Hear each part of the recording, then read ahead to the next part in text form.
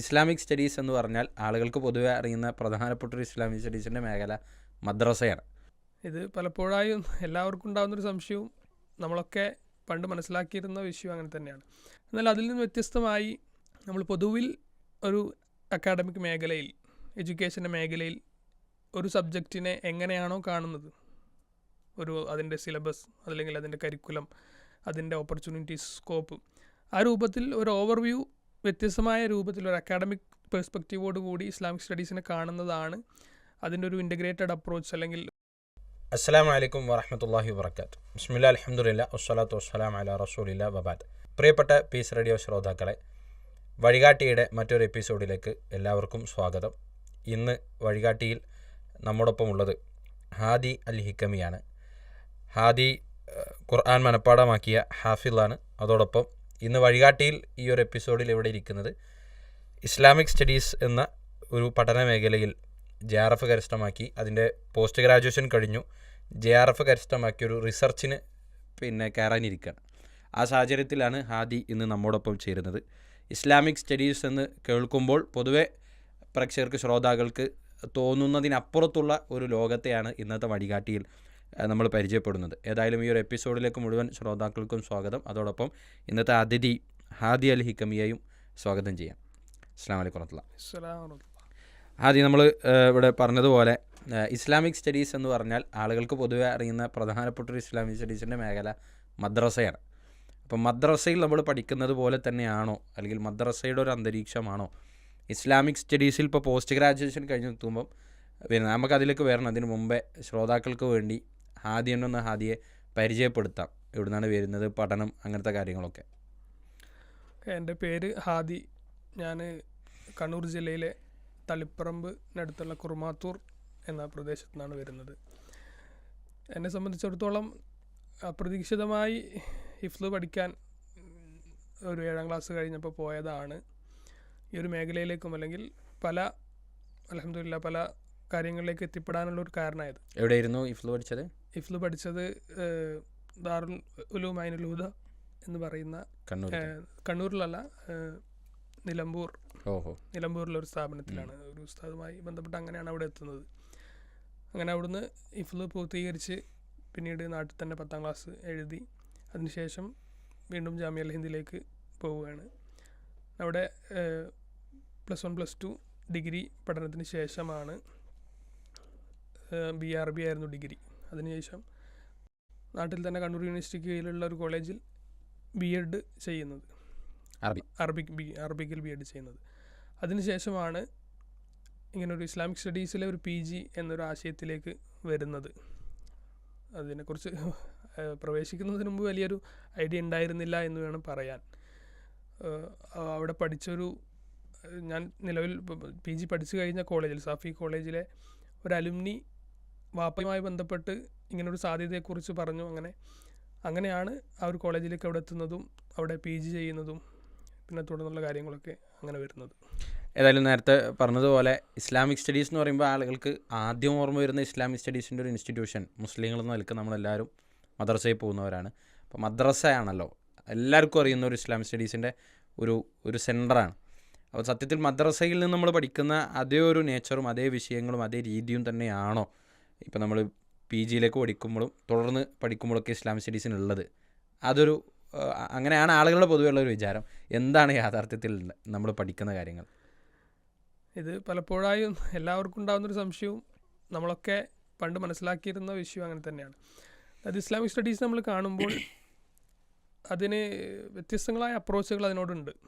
അതൊന്നും ഇസ്ലാമിക് സ്റ്റഡീസിൻ്റെ ഭാഗമല്ല എന്ന് നമുക്ക് പറയാൻ പറ്റില്ല. എന്നാലും ഒരു ട്രഡീഷണൽ അപ്രോച്ച് ആയ മദ്രസകൾ, അതുപോലെ തന്നെ ദർസുകൾ, അതുമായി ബന്ധപ്പെട്ട കോളേജുകൾ, റിലീജിയസ് കോളേജുകൾ, അങ്ങനെ ട്രഡീഷണൽ ഇസ്ലാമിക് സ്റ്റഡീസിനെ മാത്രമാണ് ഇസ്ലാമിക് സ്റ്റഡീസിന് മുഴുവനായിട്ടുള്ള ലോകം എന്നാണ് പലപ്പോഴും ഞാനടക്കമുള്ള ആളുകൾ മുമ്പ് മനസ്സിലാക്കിയിട്ടുള്ളത്. എന്നാൽ അതിൽ നിന്ന് വ്യത്യസ്തമായി നമ്മൾ പൊതുവിൽ ഒരു അക്കാഡമിക് മേഖലയിൽ, എഡ്യൂക്കേഷൻ്റെ മേഖലയിൽ ഒരു സബ്ജക്റ്റിനെ എങ്ങനെയാണോ കാണുന്നത്, അതിൻ്റെ സിലബസ് അല്ലെങ്കിൽ അതിൻ്റെ കരിക്കുലം, അതിൻ്റെ ഓപ്പർച്യൂണിറ്റീസ്, സ്കോപ്പ്, ആ രൂപത്തിൽ ഒരു ഓവർവ്യൂ എങ്ങനെയാണോ കാണുന്നത് അതേപോലെ തന്നെ ഒരു വ്യത്യസ്തമായ രൂപത്തിൽ ഒരു അക്കാഡമിക് പേഴ്സ്പെക്റ്റീവോട് കൂടി ഇസ്ലാമിക് സ്റ്റഡീസിനെ കാണുന്നതാണ് അതിൻ്റെ ഒരു ഇൻ്റഗ്രേറ്റഡ് അപ്രോച്ച് അല്ലെങ്കിൽ ഒരു മോഡേൺ അപ്രോച്ച് എന്ന് പറയാൻ പറ്റുന്ന ഒരു സാധനം. അപ്പോൾ സത്യത്തിൽ നമ്മൾ ട്രഡീഷണൽ ഇത് തമ്മിലൊരു വ്യത്യാസം എന്താണ്? ട്രഡീഷണൽ ഇസ്ലാമിക് സ്റ്റഡീസ് എന്ന് പറഞ്ഞാൽ കുറച്ചുകൂടെ നമ്മൾ വിശ്വാസത്തിൻ്റെ ഭാഗമായി നമ്മൾ പഠിക്കുന്നതാണ്, കൂലി കിട്ടാൻ വേണ്ടി, സേവനത്തിനൊക്കെ വേണ്ടി. പക്ഷേ അക്കാദമിക് ലോകത്തെ ഇസ്ലാമിക് സ്റ്റഡീസ് എന്ന് പറഞ്ഞാൽ അതൊന്ന് തീർത്ത് വ്യത്യസ്തമാണ്. അവിടെ പഠിക്കാൻ വരുന്ന എല്ലാവരും കൂലി കിട്ടാൻ വേണ്ടി പഠിക്കാൻ വരുന്നവരായിക്കൊള്ളുന്നില്ല. അതുപോലെ തന്നെ നമ്മൾ അവലംബിക്കുന്ന ഗ്രന്ഥങ്ങൾ അല്ലെങ്കിൽ നമ്മുടെ ഒരു ഇസ്ലാമിക് സ്റ്റഡീസ് ഒരു അക്കാദമിക ലോകത്തെ മുൻഗാമികൾ എന്ന് പറഞ്ഞാൽ അവരും പ്രതിഫലം ആഗ്രഹിച്ച് അതിനൊരു സ്പിരിച്വൽ ചിന്തയോടുകൂടെ പഠിക്കുകയോ പഠിപ്പിക്കുകയോ ചെയ്യുന്നതല്ല. അതാണ് സത്യത്തിൽ യാഥാർത്ഥ്യം. നമ്മൾ പറയുമ്പോൾ ചില പേരുകളൊക്കെ നമുക്ക് പറയാൻ പറ്റും. അതിൽ മുൻഗാമികളായിരുന്ന ഇസ്ലാമിക് സ്റ്റഡീസ് ഇപ്പോൾ നമ്മൾ പഠിക്കുന്ന ഏറ്റവും പ്രധാനപ്പെട്ട പുസ്തകങ്ങൾ അത് രചിച്ചത് സത്യത്തിൽ ആരല്ല, ഈവൻ മുസ്ലിങ്ങൾ പോലുമല്ല. അങ്ങനെ കുറച്ച് ഉദാഹരണങ്ങൾ കൂടെ പ്രേക്ഷകർക്ക് ശ്രോതാക്കൾക്ക് പറഞ്ഞു കൊടുക്കാൻ പറ്റും. നമുക്കിപ്പോൾ ഇസ്ലാമിക് ചരിത്രം, അതിലിപ്പോൾ ഹിസ്റ്ററി ഓഫ് അറബ്സ്, അതിപ്പോൾ ഫിലിപ്പ് കെ ഹിറ്റി എന്ന് പറയുന്ന ഒരു ഓറിയൻ്റലിസ്റ്റ് എന്നൊക്കെ നമുക്ക് വിശേഷിപ്പിക്കാൻ പറ്റുന്ന ആളെഴുതിയ പുസ്തകമാണ്. അതുപോലെ തന്നെ ജൊനാഥൻ എ സി ബ്രൗൺ, അദ്ദേഹത്തിൻ്റെ ഹദീസുമായി ബന്ധപ്പെട്ട പുസ്തകങ്ങൾ. അപ്പോൾ അങ്ങനെ നമ്മൾ പരിശോധിക്കുകയാണെങ്കിൽ പലപ്പോഴും കൂടുതൽ ആളുകൾ, ഇപ്പം മസൂദുൽ ഹസൻ്റെ, അദ്ദേഹം ആ ഒരു മേഖലയിൽ മുസ്ലിമാണെങ്കിൽ പോലും അതിൻ്റെ ഒരു അപ്രോച്ച് പൊതുവേ ഒരു മോഡേൺ അപ്രോച്ചാണ് ആ പുസ്തകത്തിൻ്റെ ഹിസ്റ്ററിയുമായി ബന്ധപ്പെട്ട്. അങ്ങനെ വ്യത്യസ്തങ്ങളായ അത്തരം പുസ്തകങ്ങൾ, മേഖലകൾ, പുസ്തകങ്ങൾ എന്നതിലുപരി കൂടുതലായി വരുന്ന ആർട്ടിക്കിളുകൾ, പബ്ലിഷിംഗ് ചെയ്തു വരുന്ന ജേണലുകൾ, അതൊക്കെ കൂടുതൽ കൈകാര്യം ചെയ്യുന്നത് ആ ഒരു ആഗ്രഹത്തോടെ താല്പര്യത്തോടെ അല്ല. അതായത് നമ്മളൊരു പ്രതിഫലം ആഗ്രഹിച്ചുകൊണ്ട് ഒരു സേക്രഡായിട്ട് കാണുന്ന ഒരു രീതിയല്ല. പക്ഷേ രണ്ടും കൂടി മിക്സ് ചെയ്യുന്ന ഒരു രീതി നമുക്ക് പല റീജിയണിൽ കാണാൻ പറ്റും. അത് സത്യത്തിൽ ഒരു അക്കാദമിക് ഇസ്ലാമിക് സ്റ്റഡീസ് എന്ന് പറഞ്ഞാൽ അതിന് വ്യത്യസ്തമാക്കുന്ന ഒരു കാര്യം, ഈ പറഞ്ഞതുപോലെ നമ്മളൊരു സ്പിരിച്വൽ ആസ്പെക്റ്റിൽ കൂലി കിട്ടാൻ വേണ്ടി മാത്രം പഠിക്കുന്നവരല്ല അല്ലെങ്കിൽ പഠിപ്പിക്കുന്നവരല്ല ലോകത്തുള്ളത് എന്നതാണ് അതിന് വ്യത്യസ്തമാക്കുന്നത്.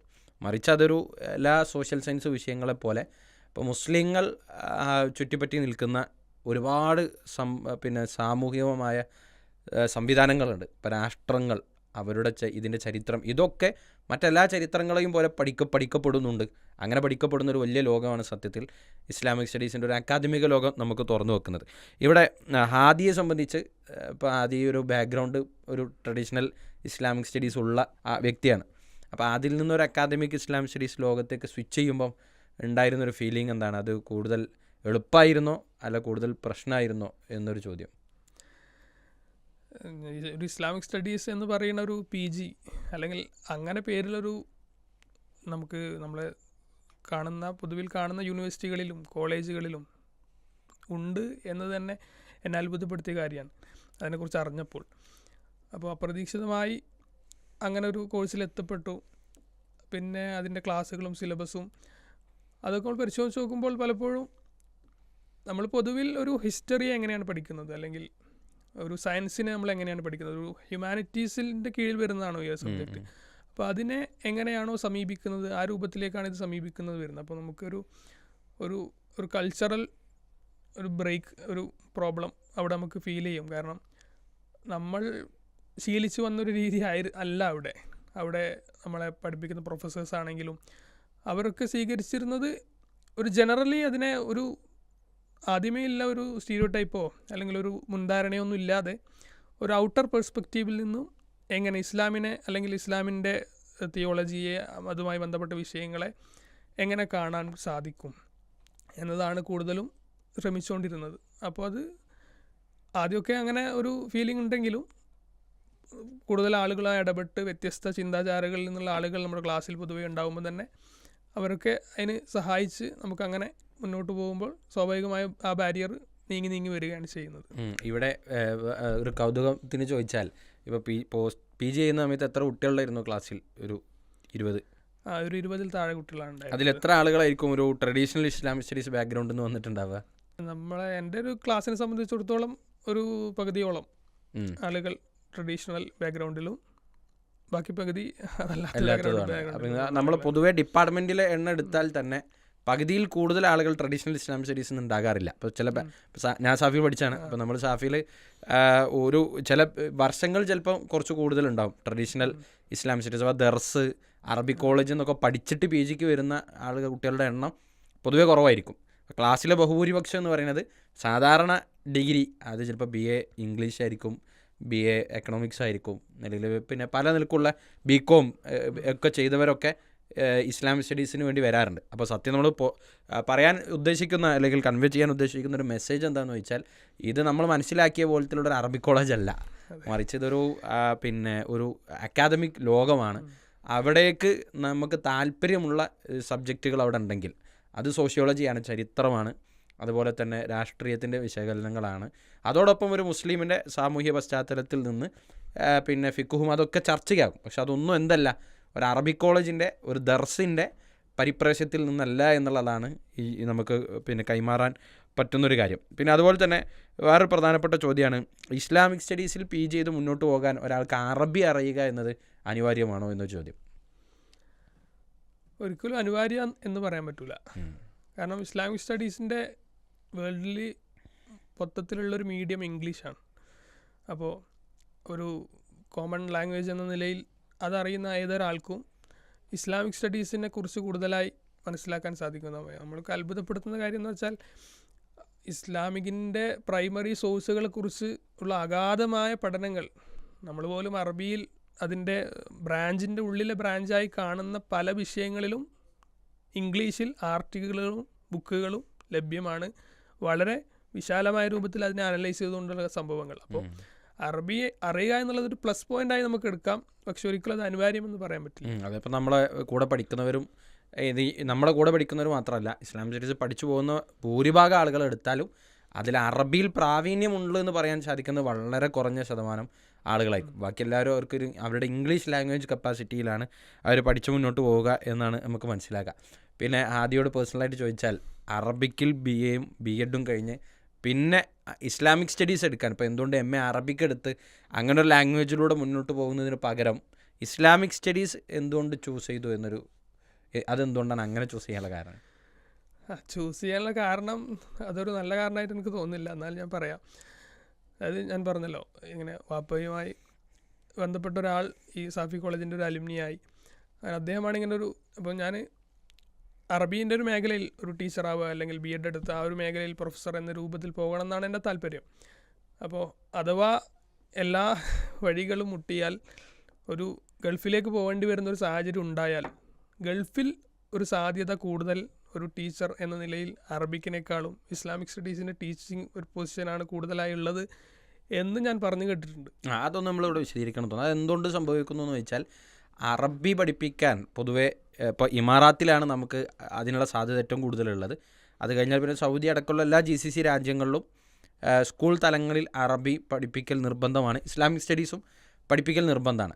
അപ്പോൾ നമ്മൾ അറബിക് കോളേജിൽ പഠിക്കുമ്പോൾ നമ്മൾ പൊതുവേ ആളുകൾക്കുള്ള ജോലി സാധ്യതയെക്കുറിച്ച് പറയുമ്പോൾ നാട്ടിലുള്ള ടീച്ചിങ് ഓപ്പർച്യൂണിറ്റീസിനൊപ്പം GCCയിലെ ടീച്ചിങ് ഓപ്പർച്യൂണിറ്റി, പ്രത്യേകിച്ച് പെൺകുട്ടികളൊക്കെ വിവാഹം കഴിഞ്ഞ് അവിടെ പോവുകയാണെങ്കിൽ അവിടെ എന്തായാലും പറ്റും എന്നുള്ള ഒരു അർത്ഥത്തിൽ അറബിക്ക് എടുക്കാറുണ്ട്. പക്ഷെ അതിനൊരു ചാലഞ്ച് എന്താണെന്ന് ചോദിച്ചാൽ, അറബി പഠിക്കുന്ന പിന്നെ പഠിപ്പിക്കാൻ കൂടുതൽ അവർ പ്രിഫർ ചെയ്യുന്നത് അറബ് നേഷൻസിനെ, നേറ്റീവ്സായ ആളുകളെ തന്നെയാണ്. അപ്പോൾ ഈജിപ്തിൽ നിന്നും സുഡാനിൽ നിന്നും ഒക്കെ നല്ല ലഹജയുള്ള അറബി അധ്യാപകർ വരുമ്പോൾ അവിടെ നമുക്ക് കോമ്പീറ്റ് ചെയ്ത് നിൽക്കാൻ കഴിയാത്ത പ്രശ്നമുണ്ട്. എന്നാൽ അതേസമയം ഇംഗ്ലീഷിൽ ഇസ്ലാമിക് സ്റ്റഡീസ് പഠിപ്പിക്കാൻ അവിടെ വലിയ സാധ്യത ഉണ്ട്. കാരണം എല്ലാ സ്കൂളുകളിലും ഇസ്ലാമിക് സ്റ്റഡീസ് പഠിപ്പിക്കൽ നിർബന്ധമാണ്, പ്രത്യേകിച്ച് ഇമാറാത്തിൽ UAEയിൽ അത് നിർബന്ധമായ കാര്യമാണ്. അപ്പോൾ അവിടെ നമുക്കൊരു ഇസ്ലാമിക് സ്റ്റഡീസിൽ നമുക്കൊരു പോസ്റ്റ് ഗ്രാജുവേഷൻ ഉണ്ടെങ്കിൽ അതൊരു നല്ല അഡ്വാൻറ്റേജാണ്, വലിയൊരു അഡ്വാൻറ്റേജാണ്. അപ്പോൾ അങ്ങനെ ഒരു ഓപ്ഷൻ മുമ്പിൽ തുറന്നു വരണമല്ലോ. എല്ലാം തുടങ്ങിയാലും ഒരു പ്രവാസിയാവണം എന്നല്ലെങ്കിൽ ഗൾഫിൽ പോയിട്ട് അവിടെ ജോലി ചെയ്യണം എന്നുള്ളൊരു താല്പര്യം എനിക്ക് ഉണ്ടായിരുന്നില്ല, ഇപ്പോഴും ഇല്ല. പക്ഷേ അവസാനം അവിടെ എത്തിപ്പെടേണ്ടി വന്നാൽ ഒരു പുതിയൊരു ഓപ്പർച്യൂണിറ്റി, ഒരു എക്സ്ട്രാ ക്വാളിഫിക്കേഷനും കൂടി നേടിയെടുക്കുക എന്നതിൻ്റെ പേരിലാണ് ഞാനൊരു കോഴ്സിന് ചേരുന്നത്. അല്ലെങ്കിൽ B.Edഓടുകൂടി പഠനം നിർത്തണം എന്ന് ആഗ്രഹിച്ച് അങ്ങനെ ഒരു ശബ്ദം എടുത്ത ഒരാളായിരുന്നു ഞാൻ. പക്ഷേ ഒരു എക്സ്ട്രാ ക്വാളിഫിക്കേഷനും കൂടി നേടിയാൽ ഒരു അക്കാഡമിക് ജേണിയിൽ കൂടുതൽ ഓപ്പർച്യൂണിറ്റീസ് മുമ്പിലേക്ക് വരാം എന്നതുകൊണ്ടാണ് ഈ ഒരു കോഴ്സിലേക്ക് അപ്രതീക്ഷിതമായി അതിൻ്റെ ഒരു ഔട്ട്കം അല്ലെങ്കിൽ അതിൻ്റെ ഓവർവ്യൂ എന്താണെന്ന് അറിയാതെയാണ് ഈ കോഴ്സിലേക്ക് ഞാൻ എത്തുന്നതെന്ന് പറയാം. സത്യത്തിൽ ഇപ്പോൾ സാഫി ഒരു മികച്ച എക്സ്പീരിയൻസ് ആയിരുന്നു എന്ന് പറയാം അല്ലേ? സാഫിയുടെ ഒരു പ്രത്യേകത, സാഫിയിൽ ഒരു കുട്ടി 2 വർഷം പഠിക്കുമ്പോഴേക്കും മറ്റു വ്യത്യസ്ത കോളേജുകളിൽ നിന്നും ഉള്ളതിനേക്കാളും വ്യത്യസ്തമായി നമ്മുടെ കയ്യിൽ ഒരു 2-3 റിസർച്ച് പേപ്പർ, ISBN അല്ലെങ്കിൽ ISSN നമ്പറുള്ള റിസർച്ച് പേപ്പറുകൾ ഉണ്ടാവും. ഇൻ്റർനാഷണൽ പ്രസൻറ്റേഷൻസ് ഏറ്റവും ചുരുങ്ങിയ വർഷം ഒരു 2 വർഷം പഠിക്കുന്ന കുട്ടിക്ക് 2 എന്തായാലും ഉണ്ടാവും. നമ്മളൊന്ന് മെനക്കെട്ടാൽ ഒരു 5-6 ഒക്കെ നമുക്ക് നേടിയെടുക്കാൻ പറ്റും. അപ്പോൾ അങ്ങനത്തെ ഒരു സാഹചര്യത്തിലേക്ക് PGക്ക് എത്തിയപ്പോൾ ഉള്ളൊരു അഡ്വാൻറ്റേജ് ഉണ്ടായിരുന്നു. അതെ, കൂടുതൽ മനസ്സിലാക്കാനും ഈ ഒരു അക്കാദമിക് വേൾഡ് കുറച്ച് എക്സ്പ്ലോർ ചെയ്യാനൊക്കെ പറ്റിയെന്ന് പറയാം അല്ലേ? ഒരു സാഫിയിൽ ഞാൻ എത്തി എന്നത് അക്കാഡമിക് മേഖലയിൽ ഉള്ള എൻ്റെ കാഴ്ചപ്പാടിനെ അങ്ങേയറ്റം മാറ്റിക്കളഞ്ഞു എന്നാണ് എനിക്ക് പറയാൻ പറ്റും. ഇപ്പോൾ ഞാൻ ഒരു ഉദാഹരണം പറയുകയാണെങ്കിൽ, B.Ed ചെയ്യുന്ന സമയത്ത് നമുക്കൊരു ഇൻറ്റേർണൽ മാർക്കിന് വേണ്ടിയിട്ട് ഒരു ആർട്ടിക്കിൾ എഴുതണം എന്നോട് ആവശ്യപ്പെട്ടു ടീച്ചർ. അപ്പോൾ എനിക്കതെന്താണെന്ന് അറിയില്ല. അപ്പോൾ ലൈബ്രറിയിൽ ഇവിടെ ജേണലുകൾ ഉണ്ടാവും. ആ ജേണലുകൾ എടുത്ത് എന്താണ് ആർട്ടിക്കിൾ അല്ലെങ്കിൽ ഒരു അബ്സ്ട്രാക്ട് ചെയ്താണ് ഞാൻ ആദ്യം ആവശ്യപ്പെട്ടത്. അബ്സ്ട്രാക്ട് എന്താണെന്ന് എനിക്കറിയില്ലായിരുന്നു. അപ്പോൾ അബ്സ്ട്രാക്ട് അതിലുണ്ടാവും. ആദ്യം നമ്മളെ നാട്ടിൽ ഡിഗ്രി PG പഠിക്കുന്ന സാധാരണ കുട്ടികൾക്ക് ഇപ്പോഴും നമ്മൾ ചോദിച്ചാൽ അബ്സ്ട്രാക്ട് എന്താണെന്ന് അറിഞ്ഞോളം എന്നില്ല. സാധാരണ അങ്ങനെ ഒരു ഓറിയൻറ്റേഷൻ ഇല്ല എന്നുള്ളതൊരു പ്രശ്നമാണ്. ഇപ്പോൾ PG പഠിക്കുമ്പോൾ തന്നെ റിസർച്ച് ആർട്ടിക്കിൾസ് എഴുതണം എന്നൊരു ഓറിയൻറ്റേഷൻ കിട്ടാത്തത് കൊണ്ടാണ് സത്യത്തിൽ നമ്മൾ കുട്ടികൾ കുറേയൊക്കെ തടഞ്ഞു നിൽക്കുന്നത്. അപ്പോൾ നമ്മുടെ സാഫിയിലെ എല്ലാ കുട്ടികൾക്കും റിസർച്ച് ആർട്ടിക്കിൾസ് ഉണ്ടെന്ന് പറയുമ്പോൾ അത് സത്യത്തിൽ എല്ലാ കോളേജുകൾക്കും എന്താണ് മാതൃകയാക്കാൻ പറ്റുന്നതാണ്. യെസ്, അപ്പോൾ അങ്ങനെ ഒരു അബ്സ്ട്രാക്ട് എഴുതി വരാനാണ് ടീച്ചർ ആദ്യം ആവശ്യപ്പെട്ടത്. അപ്പോൾ അബ്സ്ട്രാക്ട് എന്താണെന്ന് അറിയില്ല എന്ന് പറഞ്ഞപ്പോൾ ടീച്ചർ ഈ ആ ജേണലുകളെ കാണിച്ചു തന്നു. ആ ജേണലിൻ്റെ മുകളിൽ പ്രത്യേകമായ ഒരു കോളത്തിൽ ആദ്യം കൊടുക്കുന്ന ഒരു ഭാഗം, അതാണ് അബ്സ്ട്രാക്ട്. അപ്പോൾ ഇത് സ്വന്തമായി ഉണ്ടാക്കാൻ എനിക്ക് സാധിക്കാത്തതുകൊണ്ട്, ഒരു B.Ed ആയതുകൊണ്ട് തന്നെ എഡ്യൂക്കേഷണൽ പർപ്പസിൽ ഒരു ഡിസബിലിറ്റി ഉള്ള സ്റ്റുഡൻസിന് അവരുമായി ബന്ധപ്പെട്ട ഒരു വിഷയമായിരുന്നു ആ ആർട്ടിക്കിളിൻ്റെ ഉള്ളടക്കം.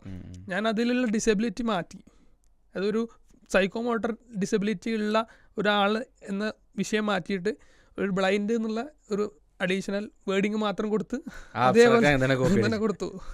അതാണ് ഞാൻ ചെയ്തത്. ഞാൻ ആർട്ടിക്കിൾ കംപ്ലീറ്റ് ആക്കിയിട്ടില്ല, അതിൻ്റെ ഇൻറ്റേർണൽ മാർക്കിംഗ് നഷ്ടപ്പെട്ടിട്ടുണ്ടായിരുന്നു. അപ്പോൾ അങ്ങനെയുള്ള ഒരു സാഹചര്യത്തിൽ നിന്നാണ് കംപ്ലീറ്റ്ലി ഡിഫറൻ്റായ ഒരു നമ്മൾ സാഫിയിൽ എന്ന് പറഞ്ഞാൽ, സാഫിയിൽ അവിടെ കോളേജിൽ ജോയിൻ ചെയ്തത് മുതൽ നമ്മൾ കേൾക്കാൻ തുടങ്ങുന്നത് abstract, article, research writing, academic writing തുടങ്ങിയ വാക്കുകളാണ്. അപ്പോൾ നിരന്തരമായ അതിൻ്റെ പ്രഷറും അത് എഴുതാനുള്ളൊരു സാധ്യതകളും ഓപ്പർച്യൂണിറ്റീസൊക്കെ നമുക്ക് ഉണ്ടായതുകൊണ്ട് തന്നെ അത്തരത്തിൽ നമുക്ക് എഴുതാനും അത് മനസ്സിലാക്കാനും അതിൽ കൂടുതൽ മുന്നേറാൻ സാധിച്ചിട്ടില്ലെങ്കിലും ഒരു ബേസിക് ഐഡിയ അതിനെക്കുറിച്ചൊക്കെ ഉണ്ടാക്കാൻ പറ്റി എന്നത്. എത്ര ആർട്ടിക്കിൾ പബ്ലിഷ് ചെയ്യാൻ പറ്റി PG പഠിക്കുന്ന കാലത്ത്? ഒരു 6-7 ആർട്ടിക്കിൾ പബ്ലിഷ് ചെയ്യാൻ പറ്റിയിട്ടുണ്ട്, അൽഹംദുലില്ലാ. അത് വലിയൊരു നേട്ടമായിട്ട് കാണുകയല്ല, പക്ഷേ നമുക്കത് മനസ്സിലാക്കാൻ പറ്റി അതിൻ്റെ ഒരു എങ്ങനെ ചെയ്യാം. ഇപ്പോൾ അതിൽ തന്നെ ISBN എന്താണ്, അല്ലെങ്കിൽ ISSN എന്താണ്, അല്ലെങ്കിൽ സ്കോപ്പസ് എന്താണ്, അതിൻ്റെയൊക്കെ ഒരു വ്യത്യാസങ്ങൾ എന്താണ്, അതിലൊക്കെ എങ്ങനെ നമുക്ക് എത്തിപ്പെടാൻ സാധിക്കും, അത് എത്തിപ്പെട്ടാലുള്ളൊരു ഗുണങ്ങൾ എന്താണെന്നൊക്കെ ആ ഒരു അക്കാഡമിക് മേഖലയെ കൃത്യമായി, ഒരു റൈറ്റിങ്ങിൻ്റെ മേഖലയെ കൃത്യമായി മനസ്സിലാക്കാൻ സാധിച്ചു എന്നതാണ് അതിൻ്റെ ഒരു വലിയൊരു അഡ്വാൻറ്റേജായി മനസ്സിലാക്കുന്നത്.